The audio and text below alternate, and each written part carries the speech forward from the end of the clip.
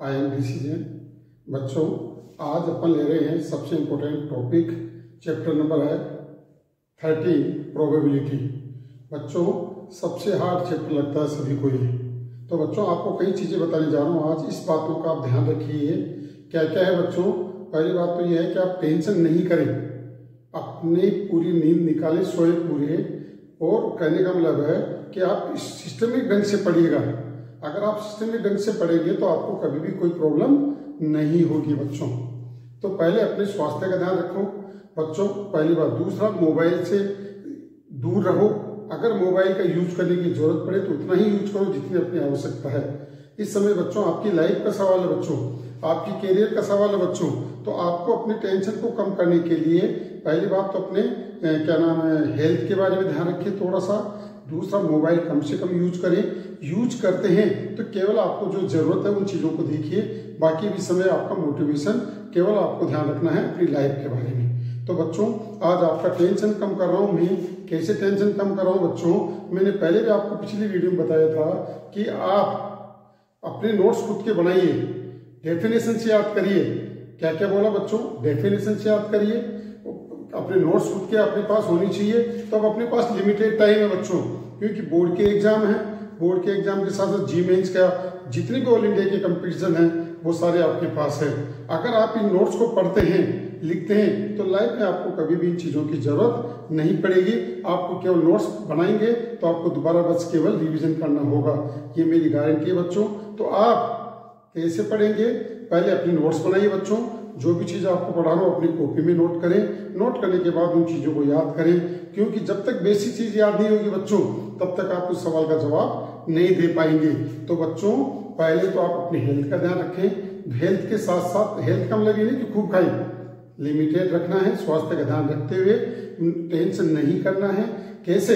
हर subject को आप अपनी कॉपी में, जैसे जो भी चैप्टर याद कर रहे हैं अपनी कॉपी में नोट्स होनी चाहिए थे। नहीं है तो मैं मैथमेटिक्स की तो मैं आपको बता रहा हूँ 101% आप कहीं पर भी आपको कुछ करने की जरूरत नहीं पड़ेगी। आप अपनी कॉपी में नोट्स बनाइए, मैं बना के दे रहा हूँ, आप अपनी कॉपी में लिखो और उन क्वेश्चनों की प्रैक्टिस करो। प्रैक्टिस क्वेश्चन में मैं खूब दे रहा हूँ बच्चों, जो आपको लाइफ में दोबारा कभी जरूरत नहीं पड़ेगी, इतने क्वेश्चंस आपको दे रहा हूं। तो बच्चों, आपको सिस्टम से चलिए, हर चीज आपको प्रोबेबिलिटी की मिलेगी। कोई टेंशन आपको करने की जरूरत नहीं है। फिर भी कोई चैप्टर आपको हार्ड लगता है तो पहले उस चैप्टर को पढ़ाऊंगा बच्चों। तो आप ज्यादा से ज्यादा इनको लाइक और सब्सक्राइब करें और अपने फ्रेंड्स को भी भेजिए बच्चों। फ्रेंड्स को भी भेजिए, स्टेटस पे लगाइए, अपने औरों को भी कहिए, ताकि ज्यादा से ज्यादा आप इसका यूज कर सके और टेंशन कम कर सके बच्चों। कभी भी लाइफ में आपको प्रोबेबिलिटी पढ़नी होगी तो दोबारा आपको पढ़ने की जरूरत नहीं पड़ेगी। मैं आपको हर चीज आपको इसके अंदर बता रहा हूँ बच्चों। तो देखिए बच्चों, आज अपना चैप्टर नंबर है 12th क्लास का। तो ये प्रोबेबिलिटी 4 11th क्लास में भी तो यूज होती है बच्चों। 12th बोर्ड में भी आएगी, जी मेंस में भी आएगी, एनडी में भी आएगी, और ऑल इंडिया का जो भी आप कंपटीशन दे रहे हैं, चाहे वो एसएससी का हो, चाहे वो यूपीएससी का हो, चाहे वो आरपीएससी का हो, चाहे फॉरेन का हो, ये प्रोबेबिलिटी एक ऐसा चैप्टर जो हर कंपटीशन के अंदर आपके पास आता है बच्चों। कभी भी दोबारा आपको पढ़ने की नहीं जरूरत पड़ेगी। बेसिक चीजें सारे आपको बता रहा हूँ बच्चों। तो देखिए पहले बच्चों, आपको क्या करना है, प्रोबेबिलिटी का पार्ट फर्स्ट पढ़ा रहा हूँ बच्चों, कल सेकंड पार्ट आपको मिल जाएगा। ऐसे 4-5 पार्ट में कंप्लीट होगा, कभी भी आपको प्रॉब्लम नहीं होगी बच्चों। तो देखिए पार्ट फर्स्ट के अंदर पहले डेफिनेशन क्या है प्रोबेबिलिटी, क्या कहना चाहते हैं बच्चों। प्रोबेबिलिटी जैसे अपने पास परसेंटेज होते हैं ना, परसेंटेज कैसे कहते हैं ना अपन, आपके कितने मार्क्स आए, आप कहते हैं 90%, 95%, और जिसके 50% आते हैं वो धीरे से कहेगा सर 50%। तो हम नहीं चाहते, हम चाहते हैं आपके 99% या 100% आए और कंपटीशन में भी सिलेक्शन होगा। जैसा मैं जो आपको बता रहा हूँ वैसा आप करिएगा, कभी भी लाइफ में आपको टेंशन नहीं होगी, ये मेरी गारंटी है। जैसा मैं आपको बता रहा हूँ वैसा करिएगा। तो पहले इसकी डेफिनेशन देखिए बच्चों, the ratio of the number of outcomes. Outcomes का मतलब क्या बच्चों? जैसे आपने कॉइन को थ्रो किया, अपने एग्जाम दे रहे बच्चों, तो पास और फेल दो होते, पास होना और फेल होना। ऐसे कॉइन को थ्रो किया तो हेड और टेल आता बच्चों। तो क्या करा है, the ratio of the number of outcomes favourable to the event to the total number of equally likely outcomes. क्या? The ratio of the number of outcomes favourable to the event to the total number of equally likely outcomes. If any events A, then it's called probability and denoted by P A, P का मतलब तो probability है बच्चों, P का मतलब क्या है probability, और ए का मतलब कोई भी इवेंट का मतलब क्या है बच्चों, जैसे आपने कोई को टॉस किया, डाइस को थ्रोन किया, कार्ड निकाला, ताश में से कार्ड निकाला, अर्न में से अपनी बॉल या फुटबॉल या कुछ भी आपने ड्रॉ किया, है ना, ये सब क्या है इवेंट है बच्चों। तो पी ए बराबर M upon N, M upon N का मतलब क्या है favourable event upon total event. तो बच्चों ये डेफिनेशन आपके एग्जाम में आती है, ऑप्शन के सवाल में आती है, केस बेस्ड स्टैटिस्टिक्स के सवाल में आती है बच्चों। तो पहले प्रोबेबिलिटी की डेफिनेशन क्लियर होनी चाहिए। प्रोबेबिलिटी पी ए बराबर M upon N, favourable event upon total event, event का मतलब घटनाएं, है ना, अनुकूल मतलब टोटल। जैसे कोई को टॉस किया, दो आते हैं हेड और टेल, जब आएगा तो एक ही चीज आएगी, या हेड आएगा या टेल आएगा बच्चों, ठीक है। तो favourable event upon total events. तो देखिए ये तो बात हो गई आपके पास। अब इसमें किसकी चीजों का आपको ध्यान रखना बच्चों। Note number 1, if event are sure occurrence, अगर इवेंट श्योर अकरेंस है 100% घटेगी, है ना, श्योर अकरेंस, देन प्रोबेबिलिटी उसकी क्या होगी बच्चों 1 होगी।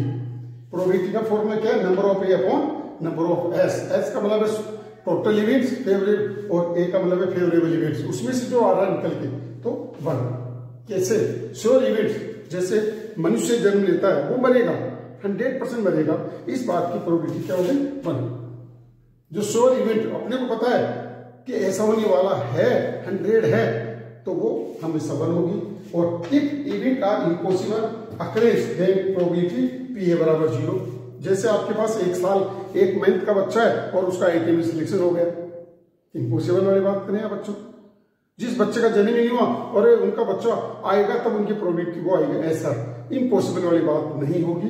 तो उसकी प्रोबेबिलिटी क्या होगी बच्चों 0। So value of probability, probability का हमेशा वैल्यू क्या होती है 0 और 1 के बीच में होती है।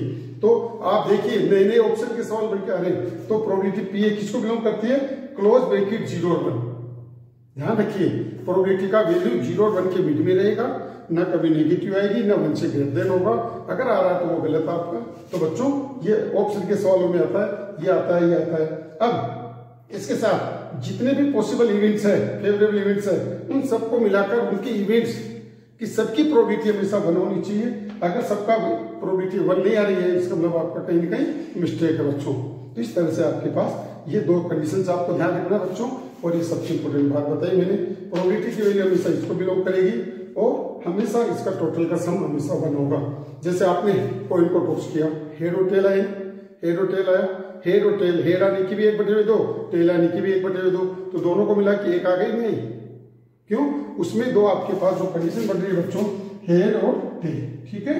तो ये नंबर ऑफ एस, ये तो एस आ गया बच्चों, एस बराबर, तो नंबर ऑफ एस क्या है 2, ए भी बराबर क्या है हेड, तो नंबर ऑफ ए बराबर कितना होगा बच्चों 1, तो 1/2 आ गई इस बात की प्रोबेबिलिटी यहाँ पर, number of A upon number of S, और दोनों आ रही है 100%, इस बात की प्रोबेबिलिटी 1 होगी बच्चों, ठीक है।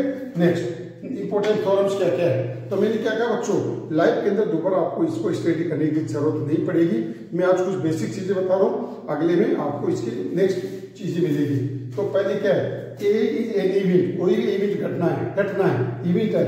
Then not A, not A का मतलब है कि आपका इवेंट अकरेंस नहीं हो रही है, तो नॉट ए बराबर क्या हुआ 1 माइनस पी ए। अब नॉट ए को अपन क्या लिख सकते हैं बच्चों, नॉट ए को अपन लिख सकते हैं यहाँ पर P A bar, P A बार का मतलब क्या बच्चों 1 माइनस पी ए। इसको अपन पी ए बार भी लिख सकते हैं, पी ए डेस भी लिख सकते हैं, बराबर 1 माइनस पी ए। अब इसको मैं इधर ट्रांसफर करूंगा, P A plus P A bar की वैल्यू क्या होगी बच्चों 1 होगी।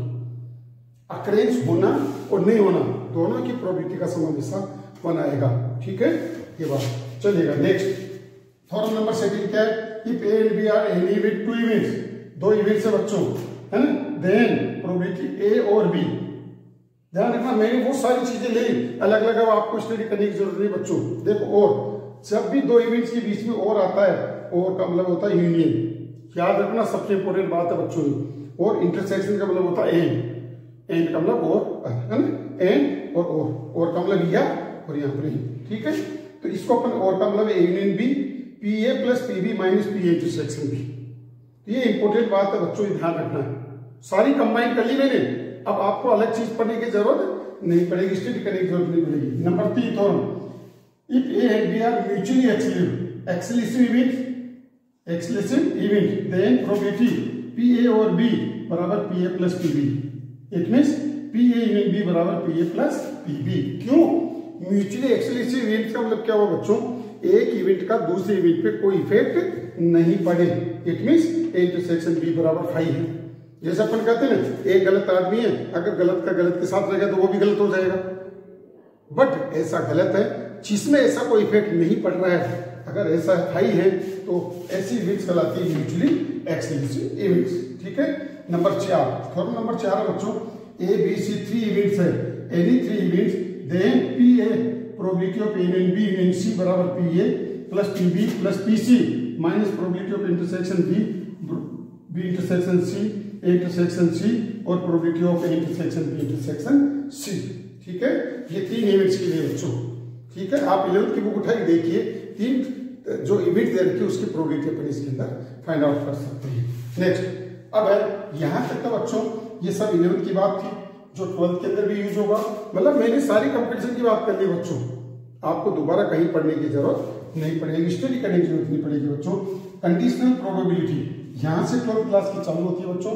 12th में आप देखेंगे चैप्टर नंबर 13 है और 11th के अंदर न्यू सिलेबस के अंदर 14 चैप्टर है बच्चों। ठीक है। अब देखो, the event E is called the conditional probability of probability E given that F. क्या बोला? The event E is called the conditional probability of event E given that the F is already occurrence। क्या कि जैसे मैं physics में पास हो चुका हूं, ये आपको दे रखा है, तो मैथमेटिक्स में पास होने की probability then is called conditional probability. कहते हैं ना, कंडीशन डाल दी उसके अंदर। कंडीशन का मतलब है ऐसा करेगा तो ऐसा होगा। क्या आपको पता है कि ऐसा हो चुका है, अब ऐसा होने की प्रोबेबिलिटी, तो इसको कहते हैं एफ। तो आपको पता ऑलरेडी है। अब ई के अक्रेंस होने की प्रोबेबिलिटी कैसे डिनोट करेंगे बच्चों? Probability of E upon F. किससे डिनोट करेंगे?